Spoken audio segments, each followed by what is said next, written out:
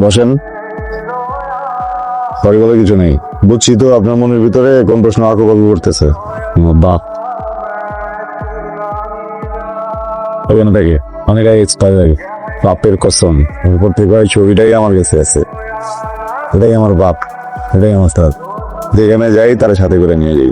আপনি আমাকে পাগল করতে পারেন যে একজন মানুষ আরেকজন মৃত মানুষের ছবি নিয়ে কেন করে? আমাদের আজকে বাইচে আছে শিখে মতো কাজ নেই, এই জীবনটা অন্য দেয়ার, বুঝলেন না? না আসলে আমার বাপ, আমার আসলে বাপ না, আমার আম্মা এই অঞ্চলের মিছা। এই যে সাগরের পাড় ধরে সারাদিন হাঁটতো, আর দূরে যতগুলা জাহাজ আসতো সবগুলা জাহাজে দূর থেকে এমনি করে হাঁটতো। আমার নানারে কি বলতো জানেন? আমার নানারে বলতো, আব্বা দেখো এই যে হাজি করে একদিন আমার রাজকুমার বিদেশ থেকে আইসা আমার নিয়ে যে।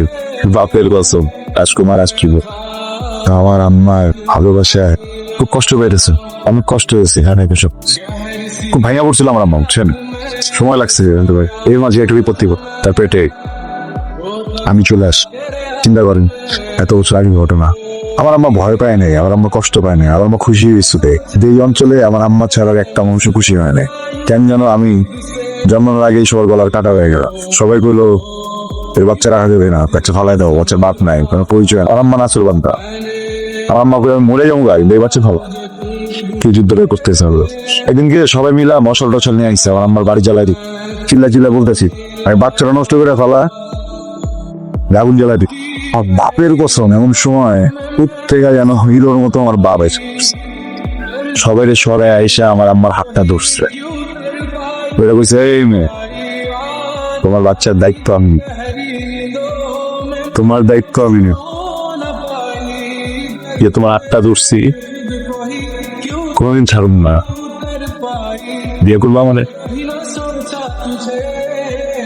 আমার আম্মা না করতে পারে না। যেই লোক কোনো কারণ ছাড়াই আমার আম্মার আর আমার জীবনটা বাঁচায় রাখলো, কোনো স্বার্থ ছাড়াই সারা জীবন এতটা ভালোবাসলো, কেমনে এক্সপায়ার? একটা গুলির ভয়ে বাপরে ফালে চলে যাবো? কবে মরে যেতাম সেটা পৃথিবীর আলোয় দেখতাম না, বাপের শুনে তো দেখছি। বাপের কসম বাপের আগে কিচ্ছু না। সরি ইমোশনাল লাগছি, বাপের কসম ইমোশনাল লাগছি।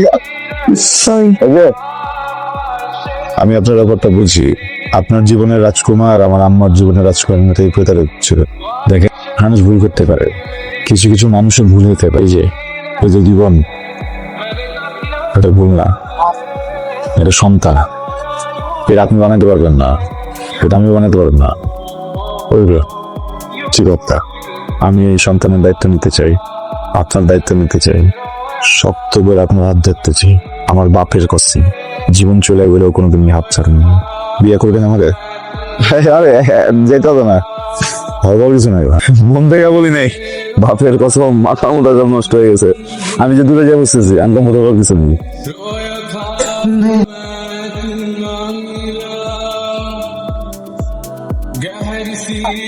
চলো এই জায়গায় একটা সেকেন্ড সময় নষ্ট করে লাভ নাই, আমরা স্পিড বোর্ডে উঠা সোজা একটা নইবার চলো।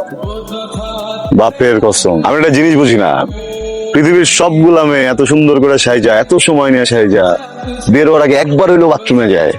কারণটা কি বলেন তো? বাথরুমের আয়নাতে বেশি সুন্দর দেখায়। হ্যাঁ যাবেন বাথরুমে যাবেন না? আপনি না বলছিলেন বাচ্চার দায়িত্ব নেবেন, বাচ্চার মার খেয়াল রাখবেন, কখনো হাত ছাড়বেন না। কই হাত তো ছেড়ে দিলেন। পুরুষ মানুষ। এই যে আপনার নামটা জানা হয় নাই? তানহা। রাফসান, আদনান খান রাফসান। তানহা, এর রাস্তায় অনেক ঠান্ডা, এই পরিমাণ ঠান্ডা বাচ্চার মা দুইজনের জন্য অনেক ক্ষতিকারক। কোনো কাউকে অসুস্থ করে ফেলতে পারে। ভাবে যদি বাচ্চা বা বাচ্চার মায়ের শরীর খারাপ করে, বাচ্চার বাবা অনেক কষ্ট পাবে। বাপের কষ্ট।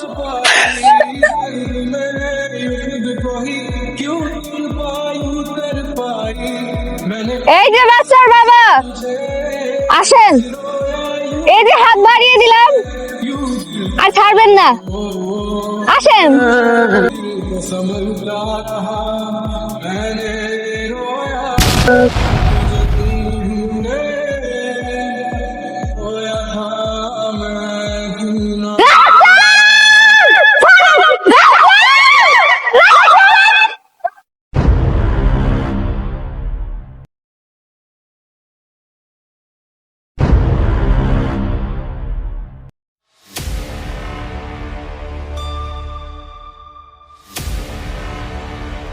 আমি কি মরে যাবো?